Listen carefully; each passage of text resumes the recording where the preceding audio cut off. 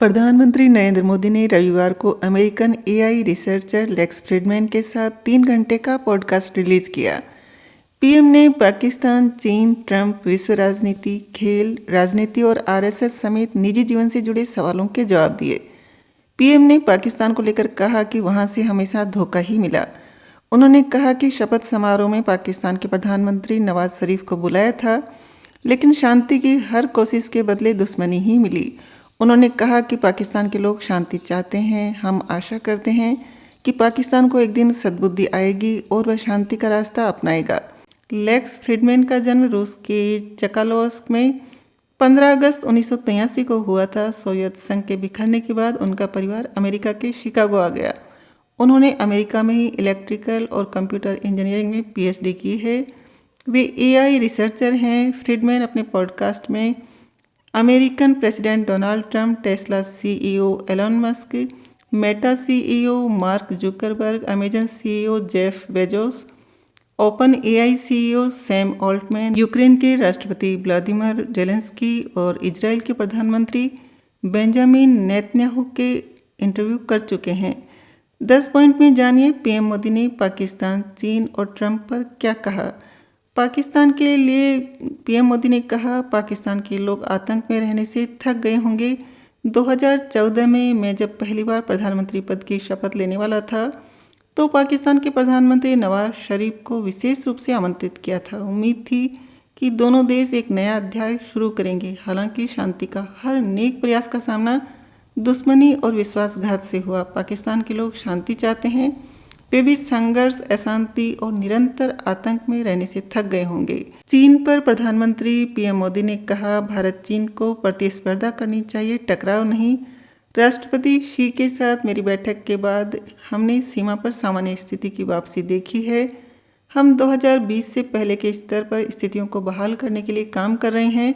विश्वास में समय लगेगा, लेकिन हम बातचीत के लिए प्रतिबद्ध हैं। उन्होंने संघर्ष के बजाय स्वस्थ प्रतिस्पर्धा की आवश्यकता पर भी जोर दिया। 21वीं सदी एशिया की सदी है। भारत और चीन को स्वाभाविक रूप से प्रतिस्पर्धा करनी चाहिए, टकराव नहीं। अंतर्राष्ट्रीय राजनीति पर मोदी बोले, कोविड ने हर देश की सीमाओं को उजागर किया है। इससे सीखने के बजाय दुनिया और अधिक विखंडित हो गई है। वैश्विक नियमों को लागू करने में संयुक्त राष्ट्र जैसे अंतर्राष्ट्रीय संगठन विफल रहे। स्थिरता बनाए रखने के लिए बनाई गई संस्थाएं प्रासंगिकता खो रही है। जो लोग कानूनों की अनदेखी करते हैं उन्हें कोई परिणाम नहीं भुगतना पड़ता।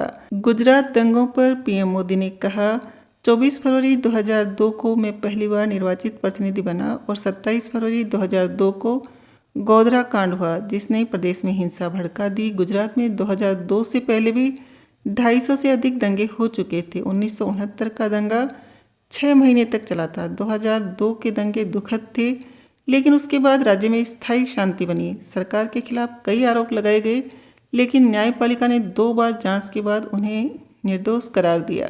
आरएसएस पर पीएम मोदी ने कहा, आरएसएस ने देश के लिए जीना सिखाया। आरएसएस में हमें जो मूल्य सिखाया गया उनमें से एक यह था कि आप जो भी करें उसे उद्देश्यपूर्ण तरीके से करें। आप पढ़ाई करते हैं तो राष्ट्र के लिए योगदान देने के लिए पर्याप्त सीखने के लक्ष्य के साथ पढ़ाई करें। आप व्यायाम करते हैं तो राष्ट्र की सेवा करने के लिए अपने शरीर को मजबूत बनाने के उद्देश्य से करें। यही हमें सिखाया गया था। महात्मा गांधी पर पीएम मोदी ने कहा, महात्मा गांधी सिर्फ 20वीं सदी नहीं, हर सदी के महान नेता हैं। जहां तक मोदी का सवाल है, मेरे पास एक दायित्व है, लेकिन दायित्व इतना बड़ा नहीं है जितना देश बड़ा है। मेरी ताकत मोदी नहीं, 140 करोड़ देशवासी हैं। मैं जहाँ भी जाता हूँ वहाँ मोदी नहीं जाता, वहाँ 140 करोड़ लोगों का विश्वास जाता है। इसलिए मैं दुनिया के किसी नेता से हाथ मिलाता हूँ तो मोदी हाथ नहीं मिलाता, 140 करोड़ लोगों का हाथ होता है। ये सामर्थ्य मोदी का नहीं, भारत का है। ट्रंप पर पीएम मोदी ने कहा, ट्रंप साहसी हैं, वो अपने फैसले खुद लेते हैं। ह्यूस्टन में एक प्रोग्राम था, हाउडी मोदी। मैं और राष्ट्रपति ट्रंप दोनों वहाँ थे और स्टेडियम पूरा भरा हुआ था। अमेरिका में इतनी बड़ी भीड़ का इकट्ठा होना ही एक बहुत बड़ा मौका था। मैं भाषण दे रहा था, ट्रंप नीचे बैठकर सुन रहे थे। यह उनका बड़प्पन है। अमेरिका का राष्ट्रपति स्टेडियम में भीड़ के बीच नीचे बैठकर सुन रहा है। मैं भाषण दे रहा हूँ। मैं भाषण देने के बाद ट्रंप के पास गया और ऐसे ही उनसे कहा कि क्यों ना हम दोनों एक साथ इस स्टेडियम का एक चक्कर लगाएं। बहुत सारे लोग हैं, यहाँ चलते हैं और उन्हें धन्यवाद देते हैं। अमेरिकी जीवन में ये बात आपके लिए असंभव सी है कि राष्ट्रपति हजारों की भीड़ में चले, लेकिन ट्रंप बिना एक पल भी इंतजार किए मेरे साथ चल पड़े।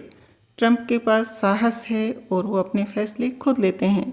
खुद के बारे में पीएम मोदी ने कहा, मैं स्वभाव से ही बहुत आशावादी व्यक्ति हूँ। निराशावाद और नकारात्मकता मेरे सॉफ्टवेयर में नहीं है। बचपन से मेरे घर में कोई खिड़की भी नहीं थी। हमने कभी गरीबी का बोझ फील नहीं किया। मेरे मामा ने मुझे कैनवास के जूते खरीद कर दिए थे, उस पर दाग लग जाते थे। स्कूल से चौक के टुकड़े लाकर उन्हें घोलकर सफ़ेद जूतों पर पॉलिश कर लेता था। मुझे कपड़े वगैरह भी ढंग से पहनने की आदत है। हमारे पास प्रेस करने के लिए कोई व्यवस्था नहीं थी। मैं तांबे के लोटे में गर्म पानी करके उसे चिमटे से पकड़कर कपड़ों में प्रेस कर लेता था। मैं कभी अकेलापन महसूस नहीं करता हूँ, क्योंकि मैं हमेशा 1+1 की थ्योरी को मानता हूँ। यह थ्योरी मेरा सात्विक समर्थन करती है। कोई पूछेगा कि यह 1+1 क्या है? इसमें पहला 1 मोदी है और दूसरा 1 ईश्वर है। मैं अकेला कभी नहीं होता, वो हमेशा मेरे साथ रहता है। मैं हमेशा उसी भाव से काम करता हूँ। नर सेवा ही नारायण सेवा है। क्रिकेट पर पीएम मोदी ने कहा, भारत पाक मैच रिजल्ट ने बताया कौन बेहतर। अगर आप खेल की तकनीक के बारे में कहेंगे तो मैं कोई विशेषज्ञ नहीं हूँ। ये बात वही बता सकते हैं जो तकनीक के बारे में जानते हैं। वही बता सकते हैं कि किस प्लेयर की तकनीक अच्छी है और किसकी खराब। लेकिन कई बार परिणाम उस खिलाड़ी के बारे में बोलते हैं। कुछ दिन पहले भारत और पाकिस्तान के बीच एक मैच हुआ था। नतीजे इस बात को बता देते हैं कि कौन सी टीम बेहतर है। इससे हमें पता चलता है कौन बेहतर है। फुटबॉल पर पीएम मोदी ने कहा, मध्य प्रदेश का शहडोल आदिवासी जिला है। मैं वहाँ गया तो करीब 80 से 100 युवाओं ने स्पोर्ट्स यूनिफॉर्म पहनी थी। इनमें से कुछ बूढ़े थे। मैं उनके पास गया और पूछा कि आप लोग कहाँ से हैं, तो उन्होंने मुझसे कहा कि हम मिनी ब्राज़ील से हैं। मैं आश्चर्यचकित रह गया।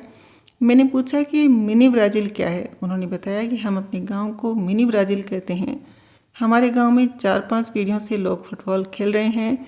करीब 80 नेशनल प्लेयर्स हमारे गांव से निकले हैं। हमारा पूरा गांव फुटबॉल को समर्पित है। जब हमारे यहाँ राष्ट्रीय फुटबॉल समारोह होता है तो आसपास के गांव से करीब 20-25 हज़ार लोग मैच देखने आते हैं।